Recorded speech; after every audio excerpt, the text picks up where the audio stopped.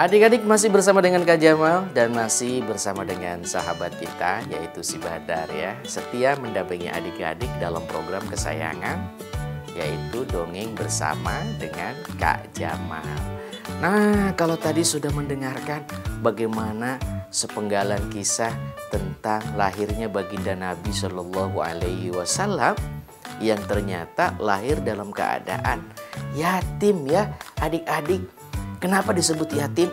Ternyata baginda Nabi lahir dalam keadaan ditinggal wafat oleh ayah tercinta yang bernama Sayyid Abdullah. Badar, waktunya menceritakan kembali buat adik-adik yang ada di rumah kisah tentang baginda Nabi Shallallahu Alaihi Wasallam.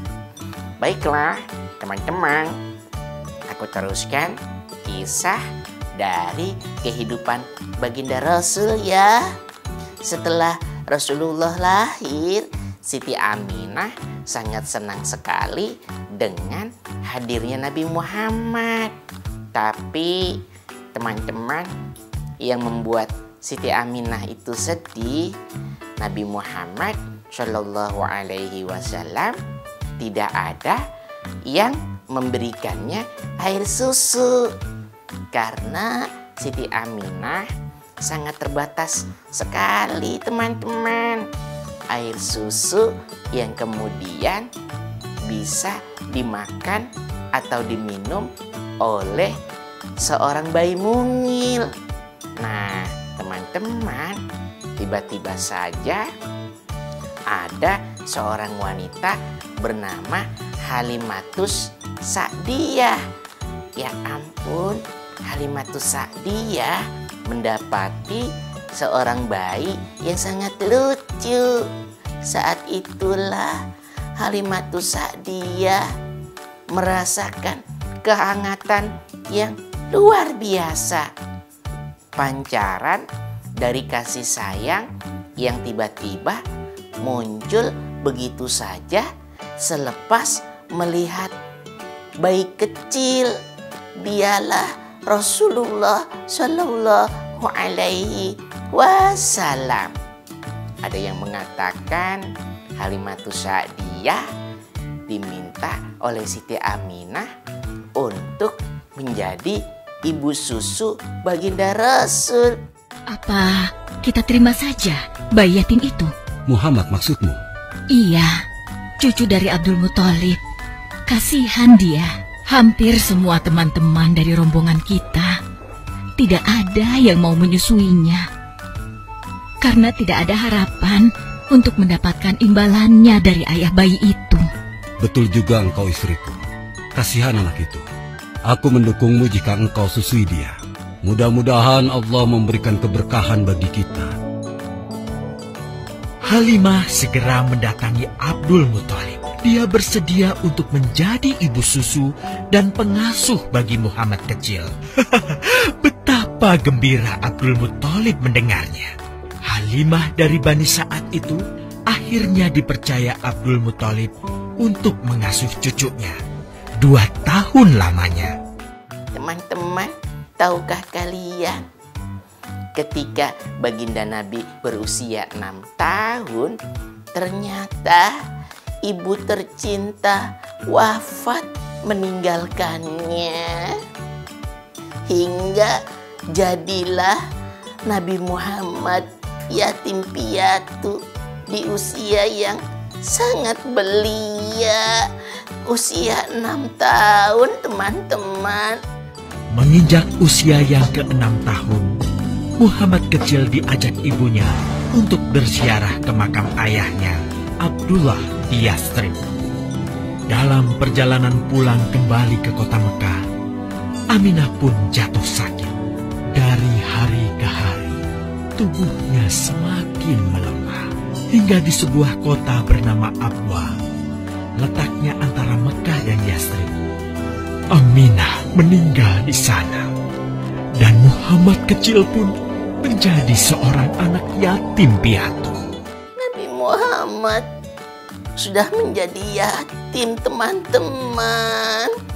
Innalillahi wa inna ilaihi rajiun. Pasti beliau sangat sedih sekali. Adik-adik yang berbahagia, yang dirahmati oleh Allah Subhanahu wa Ta'ala, itulah mengapa kalian harus banyak bersyukur. Tidak ada kesedihan melebihi kesedihan yang dialami oleh baginda Rasul Shallallahu Alaihi Wasallam. Bagaimana tidak ya adik-adik? Beliaulah satu-satunya manusia yang merasakan kesedihan yang teramat sangat.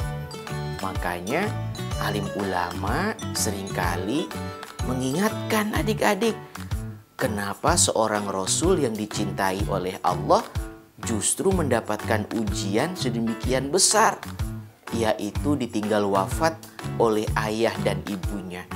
Beda dengan kita ya adik-adik ya. Kak Jamal masih memiliki orang tua, masih ada ayah, walaupun ibunda Kak Jamal sudah wafat meninggal dunia. Tapi ibunda Kak Jamal waktu meninggalnya itu kurang lebih 4 tahun yang lalu.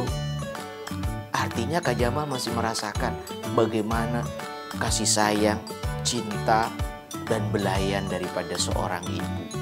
Tapi untuk Nabi Muhammad usia 6 tahun, beliau sudah ditinggal wafat oleh ayah dan ibunya. Padahal dia seorang nabi ya. Kenapa justru malah orang tuanya meninggal dunia? Apakah berarti Allah sayang kepada Nabi Muhammad? Kenapa ya adik-adik? Nah, mungkin ada pertanyaan yang seperti itu. Jawabannya dikatakan oleh para alim ulama, justru karena Allah sayang kepada baginda Nabi, Allah Subhanahu wa Ta'ala menjadikannya sebagai seorang yatim piatu agar pengharapannya kepada Allah semakin besar dan semakin besar. Biasanya kalau punya ayah atau punya ibu, kalau adik-adik ingin sesuatu, siapa yang dimintai tolong? Jawabannya adalah ayah atau ibu. Ayah, aku ingin diberikan sepatu baru. Berikan aku sepatu baru ya. Nah, kalau ada ayahnya pasti minta tolong kepada ayah. Bu, ibu, aku lapar.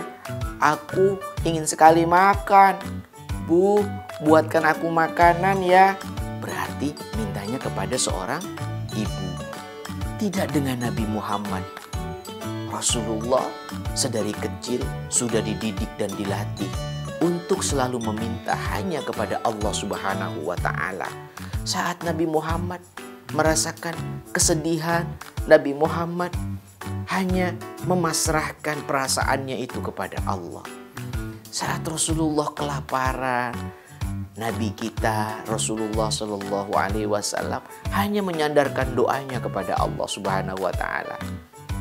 Nah adik-adik, untuk itulah Rasulullah mengatakan ridhonya Allah itu ada pada keriduan kedua orang tua.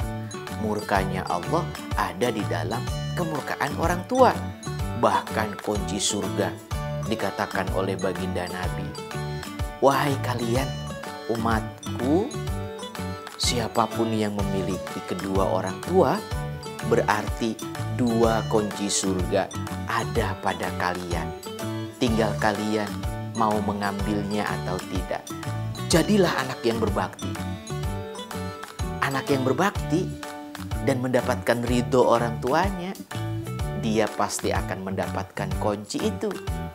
Kalau salah satu di antara kedua orang tua kalian ternyata wafat meninggal dunia, maka kunci surganya hanya tersisa 1. Berarti semakin sempitlah kesempatan untuk mendapatkan pintu surga yang Allah sediakan.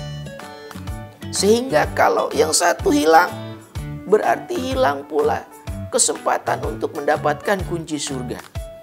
Bahagialah kalian dengan hadirnya orang tua yang ada di tengah-tengah kalian, sehingga kunci surga itu masih kalian dapatkan.